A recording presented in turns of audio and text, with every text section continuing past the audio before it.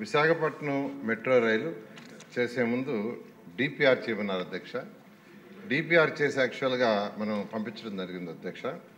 అయితే ఏ మెట్రో రైలుకైనా వాళ్ళు అడిగేది పిహెచ్పిడిటి అంటే peak hour passenger per direction traffic, దాన్ని బేస్ చేసుకొని శాంక్షన్ చేస్తారు అధ్యక్ష. ఈరోజు విశాఖపట్నంలో అది చేయించాం అధ్యక్ష.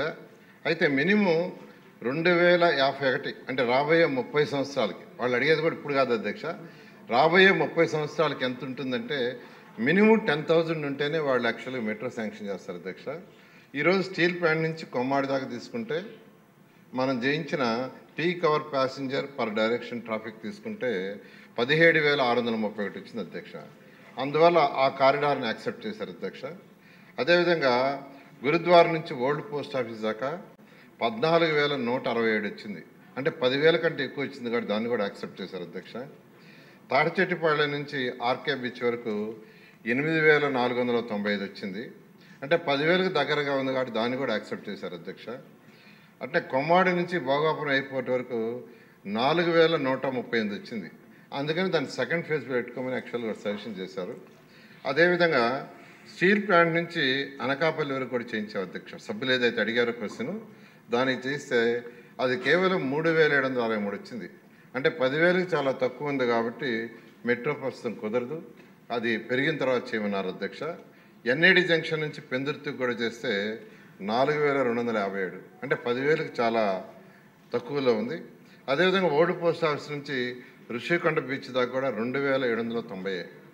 అదేవిధంగా ఋషికొండ బీచ్ నుంచి భీమిలి బీచ్ వరకు కూడా 1,534. అందువల్ల యాక్చువల్గా వాటిలో ఇప్పుడు కుదరదన్నారు అధ్యక్ష. అయితే అనేక ఆల్టర్నేట్స్ ఉన్నాయి, సభ్యులు చెప్పినట్టుగా అదర్ ఆల్టర్నేటివ్స్ని స్టడీ చేసి యాక్చువల్గా దాని మీద ముందుకు పోవడం జరుగుతుంది అధ్యక్ష.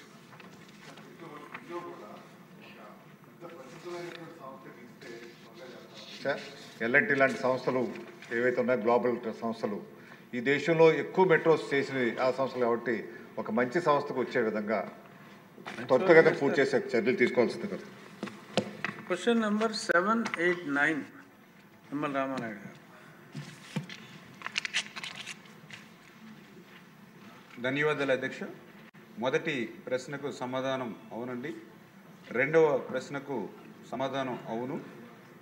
ప్రభుత్వ జీవో 48/8/2018 ద్వారా 2,169 కోట్ల అంచనా వ్యయంతో కృష్ణా నదిపై ప్రస్తుతం ఉన్న ప్రకాశం బ్యారేజీకి 23 కిలోమీటర్ల ఎగువన వైకుంఠపురం దగ్గర కొత్త బ్యారేజీ నిర్మాణానికి పరిపాలన ఆమోదం ఇచ్చింది అధ్యక్ష.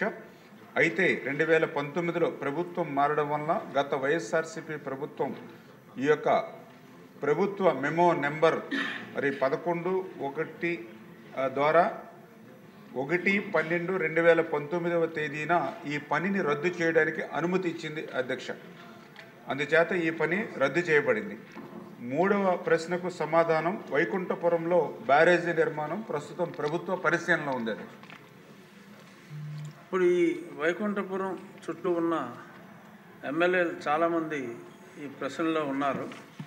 సో అంచేత అందరూ సమయాభావం బట్టి కొంచెం బ్రీఫ్గా ఒకరు మాట్లాడింది ఇంకొకరు అడగకుండా ఉంటే సంతోషిస్తాం.